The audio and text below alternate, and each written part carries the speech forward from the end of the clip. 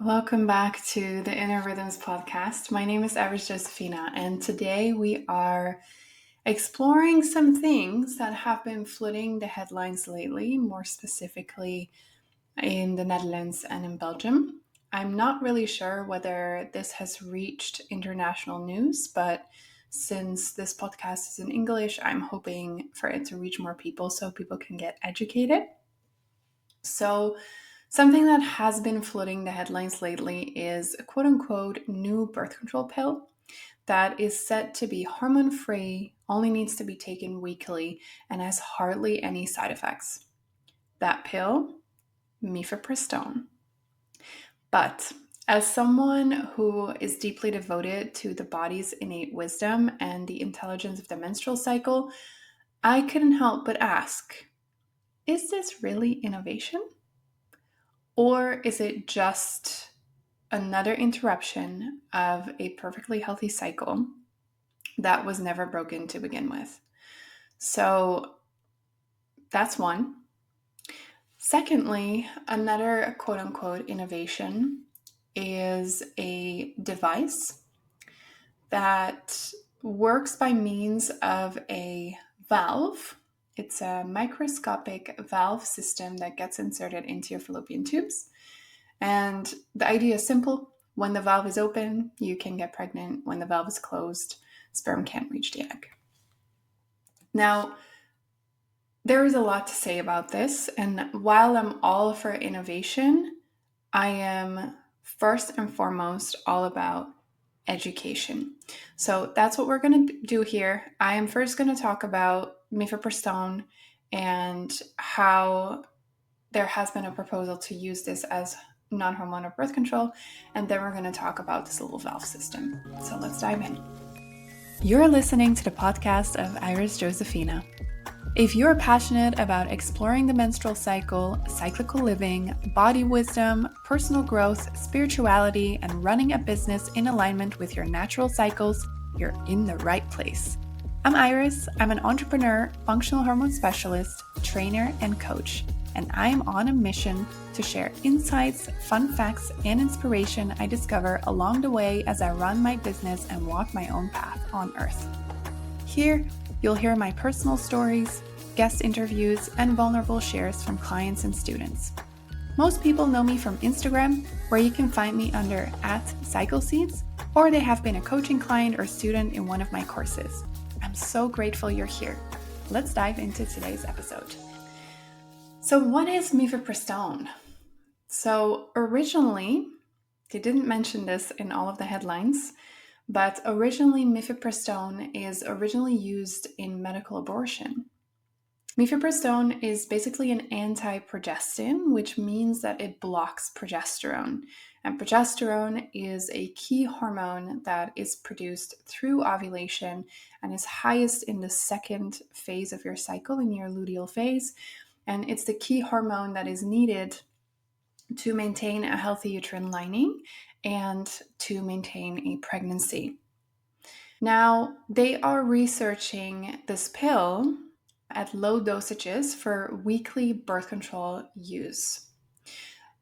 Now, what is appealing to this is that it is not a combination of synthetic estrogen and progestin like the traditional hormonal birth control pills that we all know about.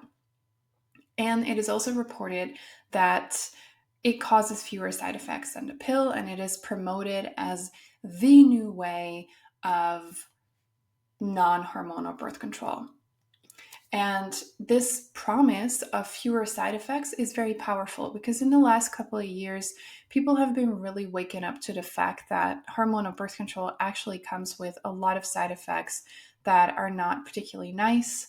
And the general consensus about the hormonal birth control pill is changing from this is the best thing that ever happened to us to, hey, let's be a little bit more critical about this and look into how this affects our natural hormones and do the benefits really outweigh the side effects and the not so nice consequences, like more depressed feelings, a dysregulated cortisol metabolism, the fact that nutrients aren't absorbed properly.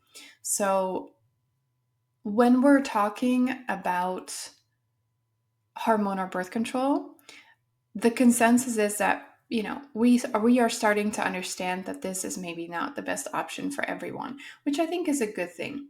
But then to come in with another pill, another way of technically medicalizing our menstrual cycle, which is a vital sign of health and which is a natural marker of overall wellness in the body, coming up with a pill that is a progesterone blocker, we are again talking about shutting down one of the most essential hormones in the phenotypical female body. So, how do we feel about that? Like, yes, it's non-hormonal, but it does completely block one of your most important sex hormones that are going around in your body. And progesterone has a lot more functions in the body than just maintaining a pregnancy. So, how do we feel about that? Let that just sink in. Now, this mifepristone is marketed as hormone-free. So, let's unpack that. We are not putting synthetic, non-bioidentical hormones in our body. But what we are doing is we allow this medication to actively interfere with our own natural hormones. Blocking progesterone isn't neutral. It impacts your mood, it impacts your metabolism, it impacts your brain health, it impacts your sleep. All these bodily functions are heavily impacted by progesterone. What happens when we block out progesterone completely? On top of that, progesterone is a protective hormone. I have seen a lot of people who have very low progesterone or progesterone overridden by synthetic progesterone, and the effects are not nice. People experience more depression, people experience more anxiety, people experience sleeplessness. So we really need to be critical about what is going to happen when we completely block our natural progesterone production. Now, with this, mifepristone thing, the studies are small and have been performed very short term. So we don't yet know how long-term use of mifepristone as birth control, how this long-term use affects our hormone balance, our fertility, our bone health, our metabolism, our brain health, or the nervous system. We simply do not know because the research isn't there. And, a lot of people may be drawn to this innovation of using mifepristone as a birth control. And many people are most likely drawn to it because of the reduced bleeding or the reduced pain. But what we're doing here, again, is symptom suppression. It's not root cause healing. And it continues the pattern of medicating away menstrual cycle messages and hormone messages. When you block a hormone, you block its messages, but you don't solve the problem. If you have problems with your menstrual cycle and this is the way that you're going to go about it, the issues are just going to return when you stop this. And in my personal opinion, I'm going to share my opinion now. This use of mifepristone as birth control, it reinforces this connection. The narrative is still the same. It is marketed as this innovation. We're not using synthetic hormones. Yay. But the narrative doesn't change. The narrative still is your cycle, your natural hormones are a burden. Quiet it down. Now, from what I have seen in my work, and my work with clients, and specifically in the field of empowerment, true empowerment doesn't come from shutting down your body's hormones. It comes from deeply understanding what happens in the body and then supporting the body to solve whatever we're struggling with. So when did we decide that less bleeding equals more success? That no mood shifts mean balance? We've been conditioned to believe that silencing the body and silence in the body is peace, when often it's just suppression. We're actively suppressing what the body is doing. And I want to go a little bit deeper into this and pause for a bit and let's just ask, why are we always looking for the next pill? Why? Instead of developing tools to work with our cycle without adjusting biology, without shutting down biology, we're investing millions into ways to override it and to shut it down.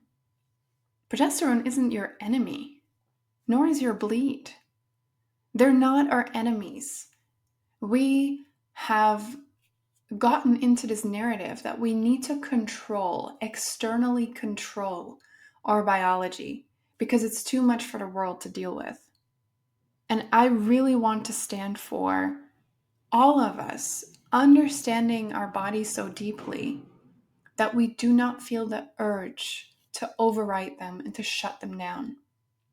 Every time we rush to silence a symptom without asking, why is the symptom here in the first place? We miss an invitation to understand our bodies. And yes, a pill might bring temporary relief, but at what cost? We don't know that. We haven't researched this yet. So my suggestion is to keep asking a lot of questions. We are, presented these like innovative new ways to have birth control that are non-hormonal, and it's presented to us on a platter as if it's something amazing, but our bodies are already amazing. There is no need to keep, adjusting everything, blocking everything, silencing everything. And I personally think, and this is again my personal opinion, I think it is much more powerful for people to get to know their menstrual cycles, to get to know their fertile window, to get to know the job of each of their sex hormones, and exploring non-hormonal birth control options that actually support the body and enhance health, instead of silencing very natural messengers that have a purpose. And I really feel that we do not need another quick fix. It might offer new possibilities, but before we label it as freedom, let's get really honest. Are we innovating, or are we making people feel that there's something wrong with them? That their biology is something that needs to be fixed? I truly believe that the future of birth control does not lie in all this technology, but in education, in sovereignty, and in a return to body literacy. So this is one way in which the world is trying to tell us that we need to fix our bodies. And another way that has been presented is something entirely different. So researchers at the Maxima Medical Center in the Netherlands have developed a prototype for a hormone-free contraceptive device, which is technically a microscopic valve system that gets inserted into your fallopian tubes. The idea is very simple on the surface. When the valve is closed, sperm can't reach the egg, And when you're ready to conceive, you book an appointment and the physician reopens the valves. Sounds like science fiction meets liberation, kind of, right? They claim it's effective, it's painless, it's hormone-free and reversible. And they report that there is no impact on libido, there are no mood swings, no more forgetting the pill or stressing about ovulation apps. The tagline of this company is, "Your body, your choice." But let's unpack that. Because when you look closer, it becomes really clear that what they're really offering is not freedom. It's a new form of control. Yes, it's hormone-free. Yes, it avoids the systemic side effects of traditional hormone or birth control. Correct. But what they don't say loudly enough is that you cannot control this device yourself. You do not get to open or close the valve. That power still belongs to your doctor, your provider, the system. And this isn't, the kind of autonomy we're told it is. It's not truly your body, your choice. It's outsourced agency. And to me, that's the continuation of a same old pattern. Women's bodies are treated like problems that need to be fixed. Our cycles are disruptions to be neutralized. Our fertility is an unpredictable risk that needs managing. And now, instead of hormones, we are inserting industrial-grade materials into some of the most sacred tissues in the body. Is that really freedom? Is that really your body, your choice? Is it? I have done some research because obviously I wanted to know, what is this? What is it made of? And I found out that there are some concerning products or raw materials that are used to create this valve system. First up, there is nitinol.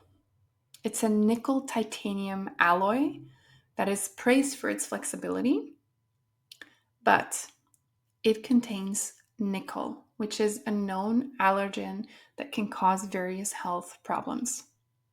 Then there is aluminium oxide, which is durable and chemically resistant, but it's also very much debated for long-term safety in biological systems and in bodies. And on top of that, we all know about the consequences of aluminium in the body, like in the functional health field. It is really not recommended to put anything that is aluminium inside of your body. And then the outside is medical grade silicone. Supposedly it's inert, but it's also in the research associated with inflammation, with immune responses, and chronic complications in some cases.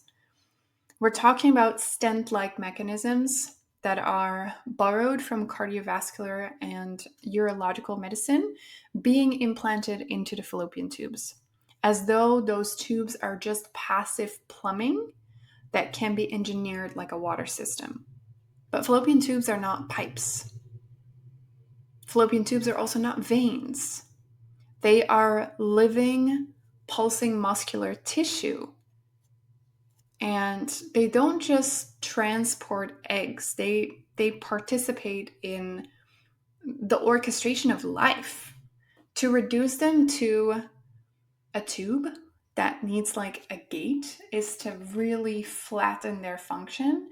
And we really have to ask, why is the default all the time intervention? Why is the solution always something inserted into the body or taken into the body instead of returning us to our connection with the body? And here's where we have to go even deeper, because this is not just scientific innovation, it's a product. Backed by venture capital, shaped by market forecasts, wrapped in empowerment language while driven by profit motives. The amount of money that is invested in this is insane. Behind the scenes, they're not just testing safety and efficacy. They're analyzing target demographics, calculating adoption rates, preparing their patents and their profit models. This is femtech capitalism, where our physiology is seen as something scalable. And our autonomy is just another selling point. Let that sink in.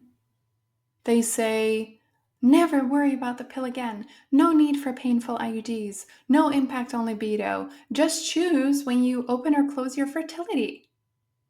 But let's be honest. Who holds the key to the valve? Not you. It requires a specialist. It requires a clinic. It requires a catheter. It requires a camera.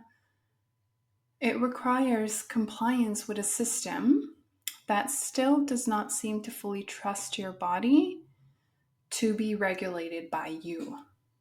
So while this may seem like a leap forward, in many ways, it's just a shinier, more mechanical continuation of a deeper narrative that the female body needs controlling, that fertility is a problem, and that real freedom comes from somewhere outside of your body. And I don't really believe that. I believe the future of contraception does not lie in more devices, more implants, or more outsourced control. I really believe that it lies in reconnecting us with our body. I believe it lies in education, proper, honest, open, real education. I believe it lies in body literacy. And I believe it lies in sovereignty that is not dependent on practitioners' hands or a company's product or a medical system's gatekeeping. We cannot keep settling for innovations that remove us from our own knowing. We can't keep mistaking access to products for true autonomy. Real freedom means having choices that are self-governed. And I'm going to take it even a step further, and you don't have to agree with me. This is my personal stance. Real liberation means not just being hormone-free, like synthetic hormone-free, but also in some way being system-free, and that you can rely upon it when you choose. And it means trusting our biology, trusting our bodies. And I will always keep supporting people in learning the language of their bodies. And my invitation is just to not be blindsided by marketing and pretty words. Let's stay discerning. Let's keep asking who benefits from this, who profits, and most importantly, who holds the power. Because if it's not you, is it truly your choice? So I'm curious how you feel about all of this. I'm curious how this lands for you. I'm curious what your stance in it is. I already shared a little bit about all of this on my Instagram, and I did a little poll asking like, okay, how do you feel about this? And I put like a little question box, and people responded, it gives me the creeps. It's taking autonomy away from women themselves. It's, again, putting all responsibility for fertility control in women's hands. And by the way, female bodies are only truly fertile for 24 hours. This is how long our egg lives. The reason that we count about 6 days of being fertile is because sperm can survive up to 5 days in our bodies. And yet men remain 24/7 fertile. And yet we would have to undergo or undertake another intervention to control our fertility that really, if you strip it down to the core, lasts for 24 hours per month. Let that sink in. And I'm very curious to hear from you. I'm very curious to to hear how this lands for you, what your stance is, what you think about this. And by no means I am completely against finding new ways to manage our fertility. But what I am very critical about is that many of these ways are offered as the holy grail. And it happened like twice in 1 week here in the Netherlands. First, it was like the new non-hormone birth control pill, and it was presented on a golden platter as the holy grail of contraception. A week later, this microscopic valve system was offered in the exact same way. And like I said, I'm not completely against this, but I don't think it's really fair to use such a strong marketing strategy and offer this as the holy grail for women who are suffering and women who are struggling. Because let me tell you something else. The holy grail does not exist when it comes to birth control.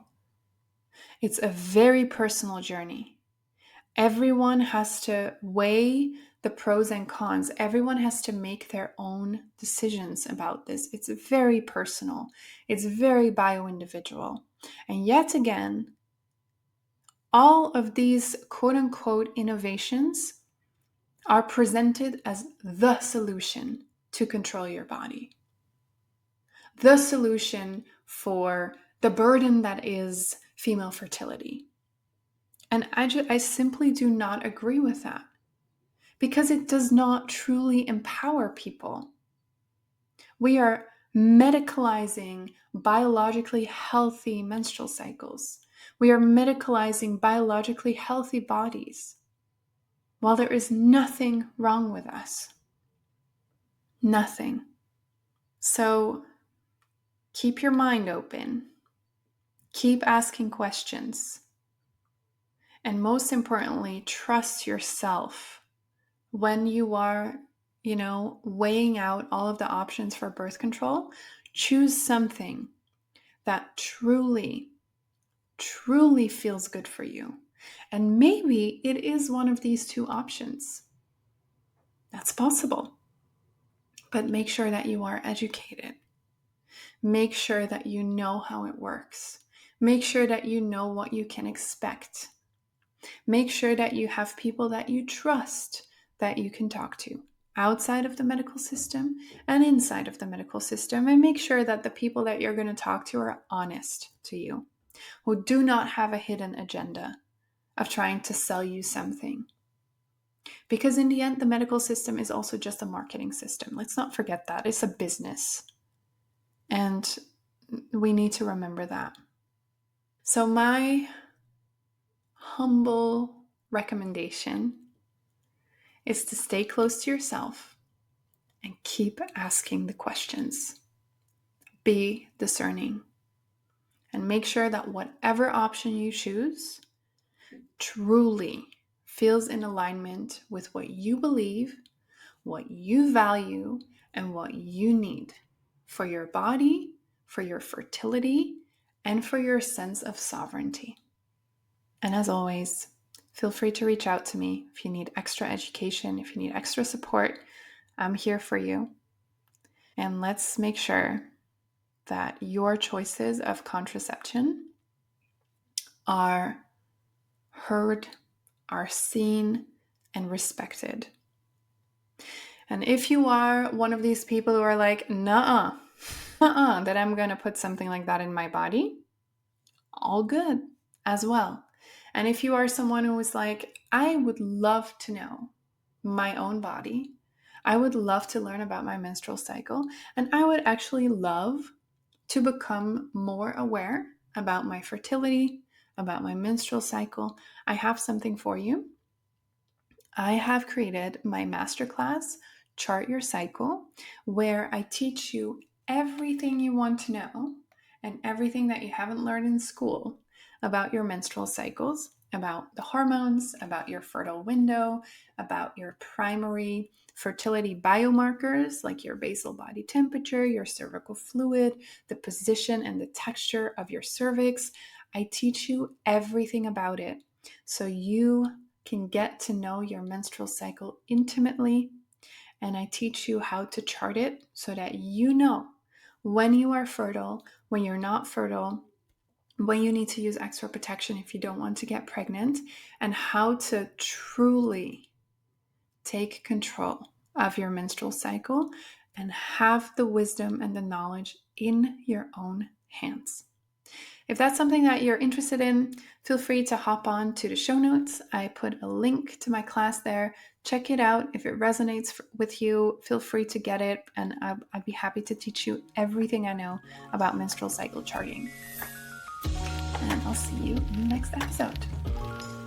Okay, this wraps up today's episode. Thank you so much for listening. Want to know more about me? The best way to reach me is via @CycleSeeds on Instagram. And if you heard something today and you think, oh my God, wow, I learned something new, feel free to share the podcast on your social media and tag me, or leave a review or rating. In this way, you help me reach more people like you. Thank you so much.